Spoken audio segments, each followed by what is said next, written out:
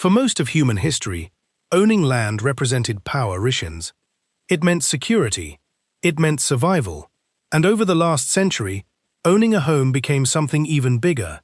It became a symbol of success, a sign that you had finally made it. A person buys a house, receives the keys, takes a picture in front of the door, and everyone around them thinks the same thing. They are building wealth. But there is a financial question that most people rarely ask. What if the house you bought to create freedom slowly becomes the thing limiting your freedom? Because here is the strange reality of money. Two people can make almost the same income. They can live in the same city. They can even buy similar houses.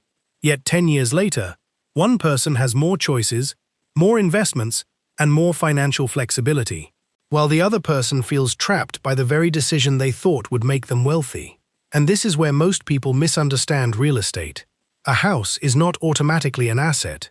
A house is not automatically a liability. A house is a financial tool. And like every tool, the result depends on how you use it. Some homeowners build serious wealth because they understand leverage, cash flow, and opportunity. Others become what we call house rich but cash poor, owning an expensive property while having very little financial freedom. At the same time, some renters spend decades making payments with no financial progress. But others use renting as a strategy, investing the money they would have locked into property. So the real question is not, should you buy a house or should you rent? The deeper question is, does this decision make your money work harder for you, or does it force you to work harder for your money? And to understand this difference, we need to follow the story of two people who started from almost the exact same position. In 2015, two professionals began thinking seriously about their future. Their names were James Carter and Michael Bennett. Both were 35 years old. Both had successful careers. Both earned around £80,000 per year. Both had stable jobs. Both had similar goals. They wanted security. They wanted comfort. They wanted a better future. But there was one important difference. They had completely different ideas about what financial success looked like. James Carter was a senior engineer. After years of hard work, he finally reached the point where he felt ready to buy his dream home. A large house in a good neighborhood, a place where his family could grow, a place he could proudly call his own. To James, buying a home represented more than bricks and walls. It represented achievement. He thought, I have worked hard, now I should own something valuable. So James purchased a £450,000 property. The monthly mortgage payment was high, but he believed it was worth it.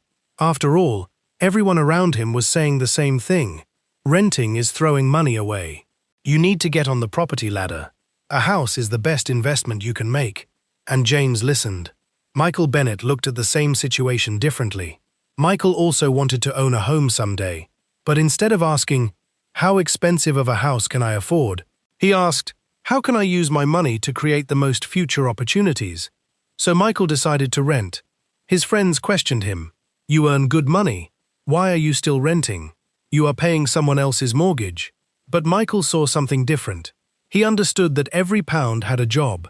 Money used for a mortgage could no longer be used somewhere else.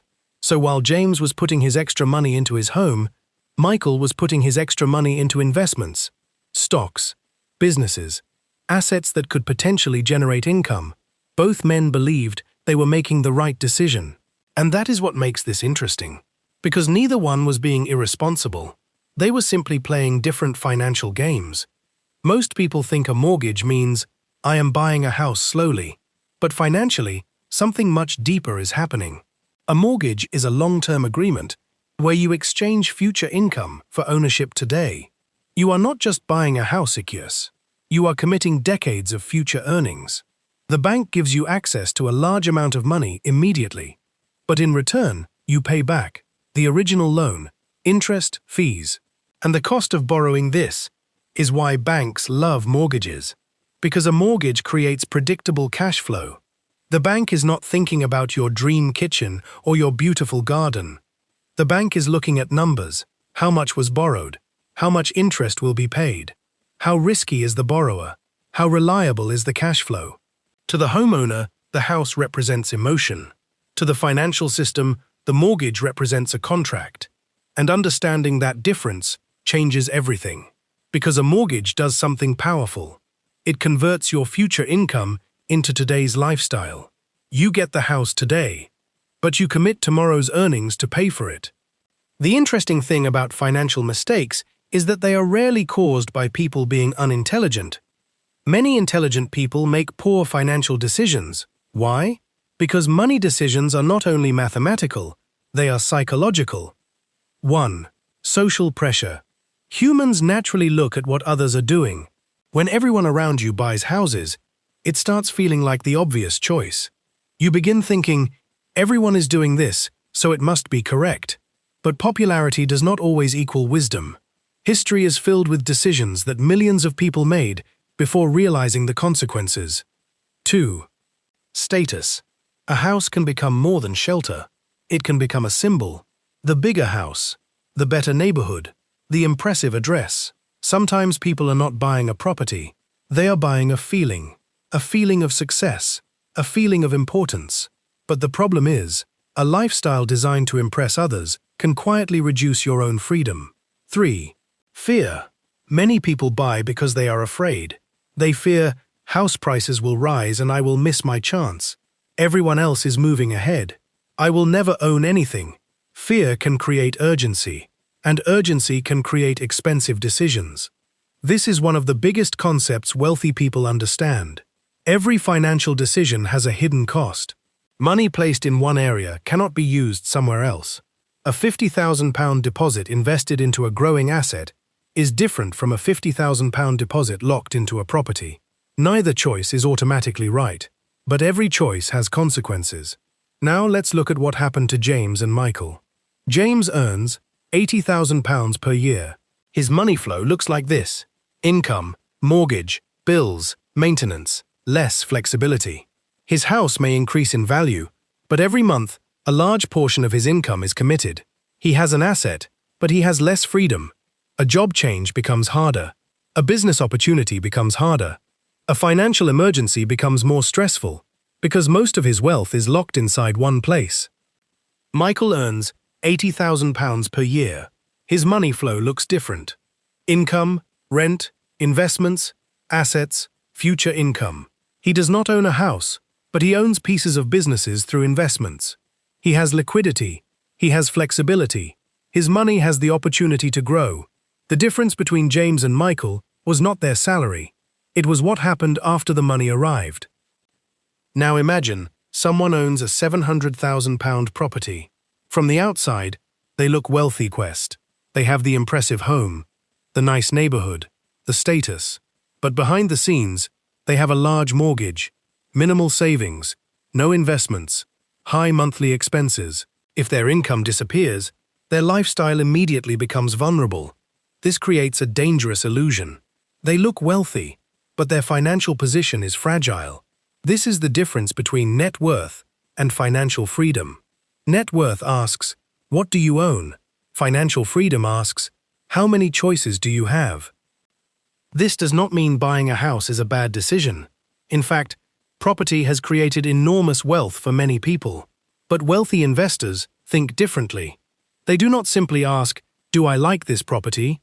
They ask, does this property improve my financial position?